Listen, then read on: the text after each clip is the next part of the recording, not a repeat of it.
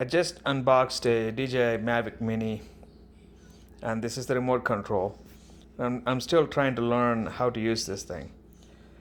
Pressing this button here shows me that I'm about 50% in battery, and I wanted to charge it before I tried my first flight. The pin here, or the plug-in port here, is squared in shape, and it aligns with the RC cables that it comes with to connect to your phone. However, the charging cable has more not of a square shape, so I was afraid to see if I could actually plug it in without breaking anything. So let's find out. I'm sure nothing's going to be damaged here, but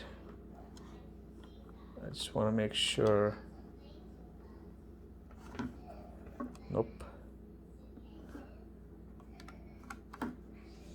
There we go. Let me set this down.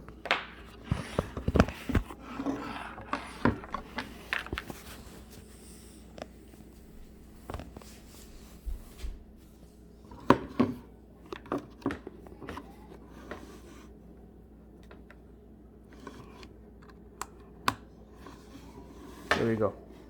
It plugs in just fine, no issues. So for those of you that just got it and don't want to run through a whole setup video, just want to get to the chase of whether or not you can charge this like this, you have your answer.